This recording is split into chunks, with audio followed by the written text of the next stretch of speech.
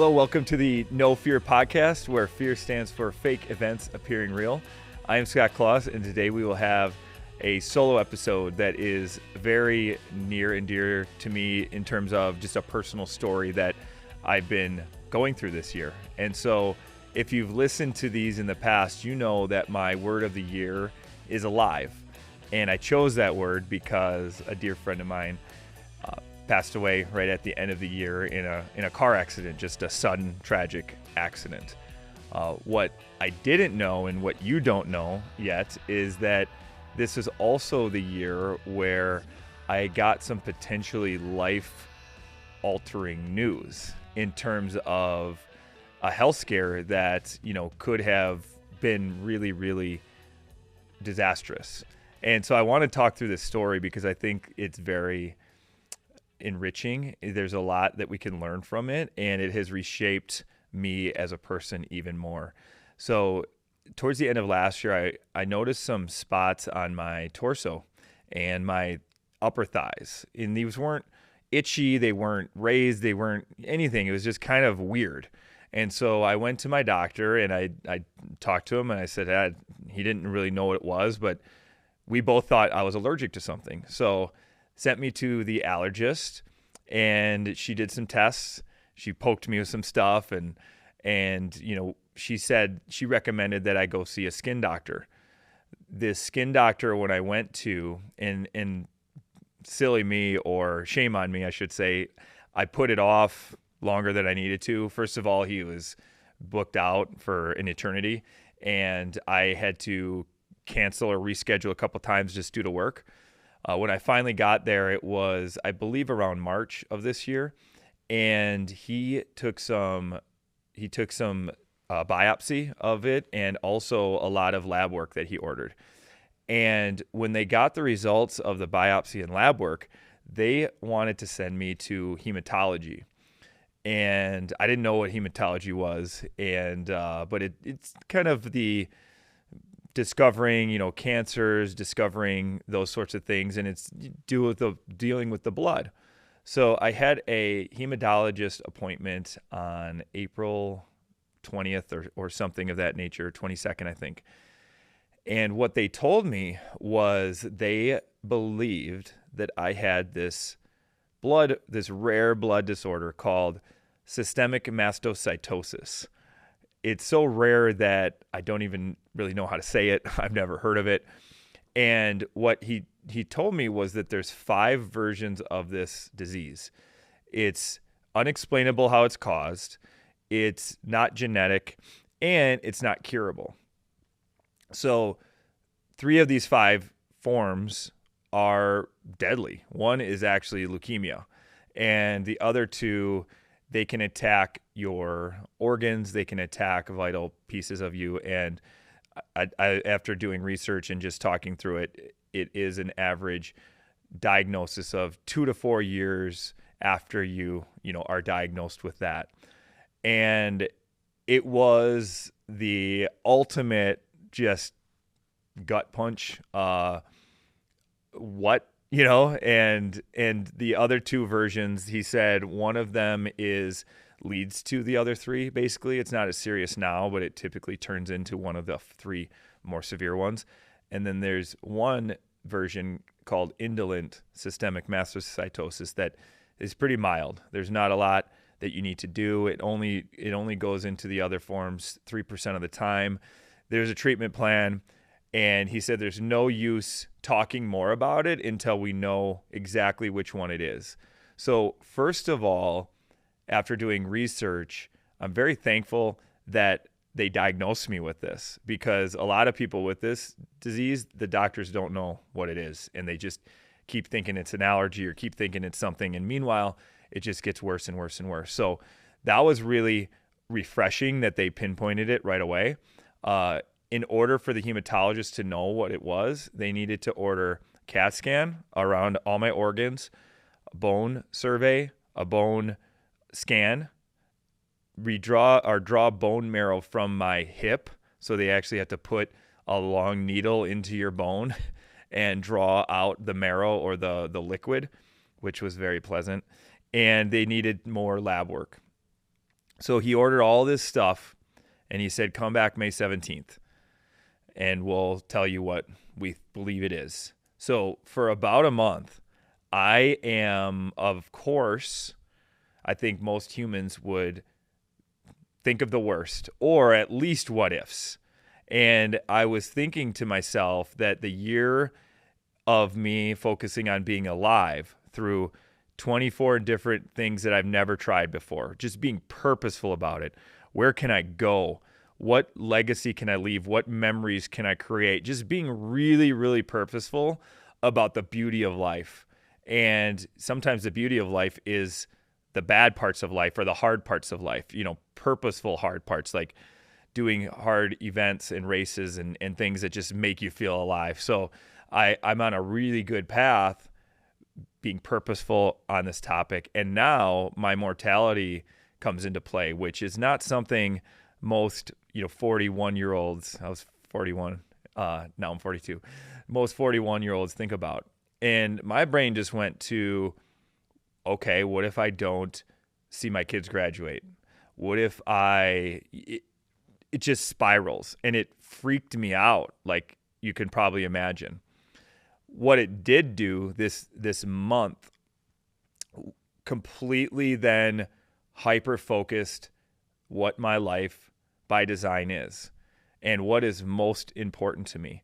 And I realized that I wasn't living the life that I want to live fully. One, because I'm working way too much. And I love what I do. I have 2 roles. I'm leading a great real estate team locally, and I'm leading a region for Keller Williams that is 22 offices and, close to 4,000 agents. And I just love everything that I'm doing. And what I would tell people when they ask how it's going is, I love everything I'm doing. I don't love how much I'm doing it.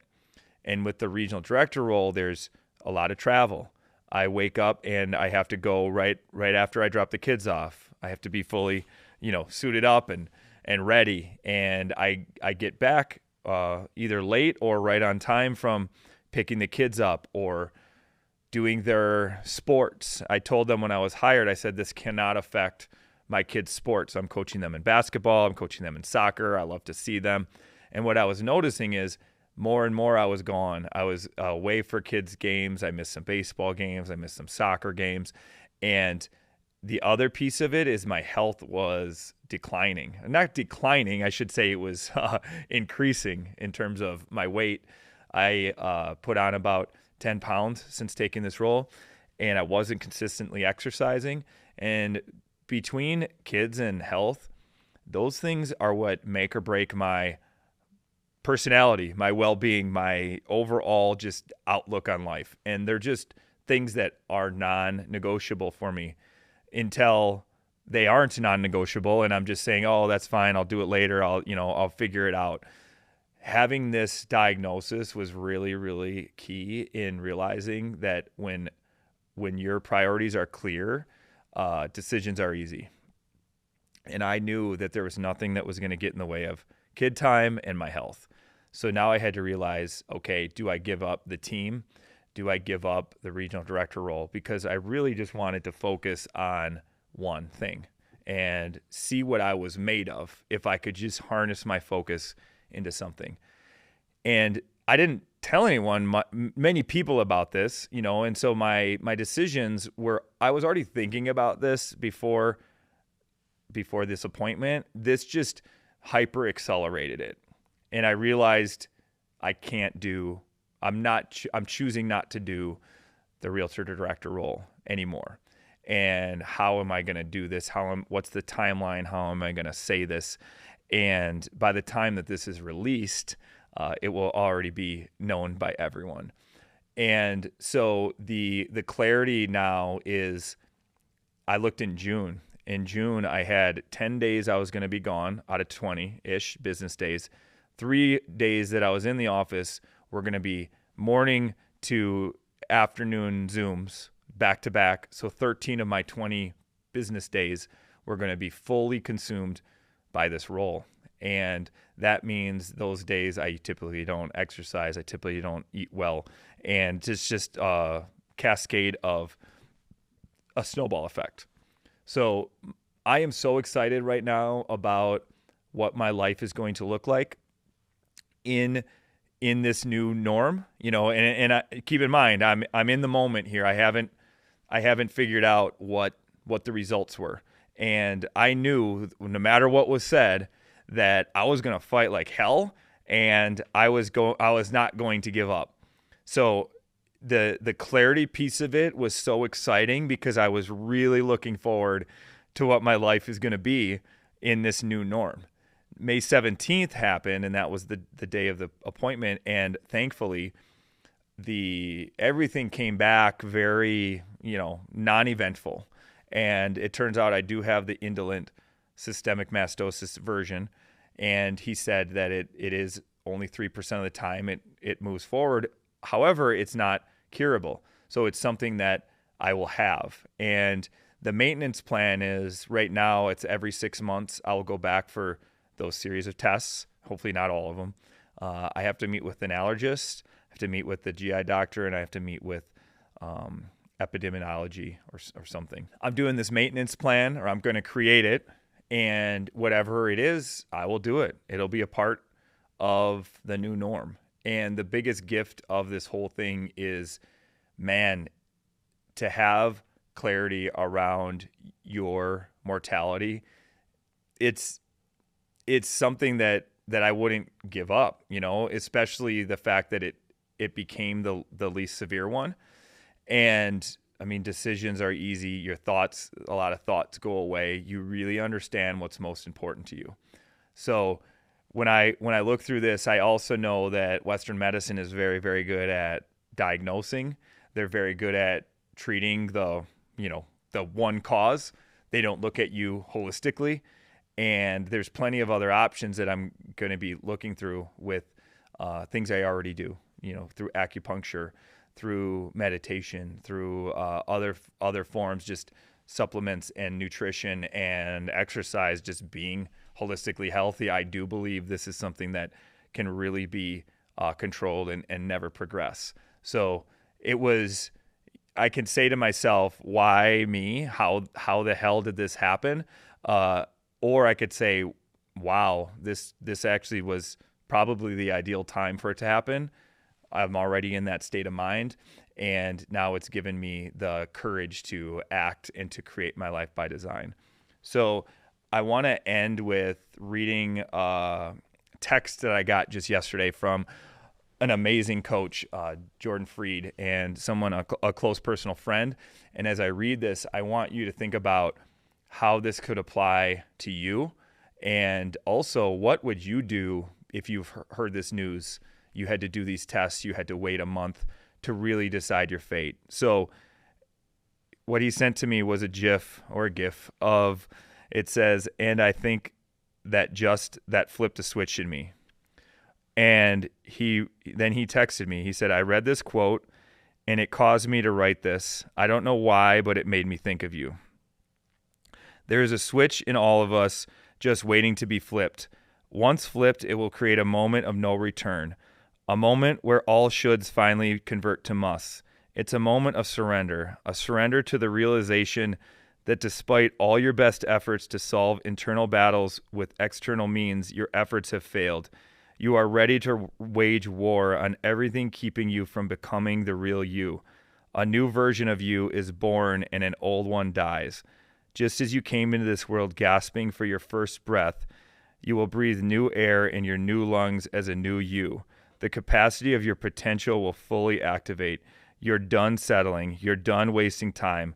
You know deep in your heart what's possible for you has forever changed. Challenge will bend and beg at your knees. You are ready to rise and rage. You are no longer fluent in the language of fear. Flip the motherfucking switch. And one, who gets texts like that out of the blue? Something compelled him to send that to me. And all the timing just is aligning.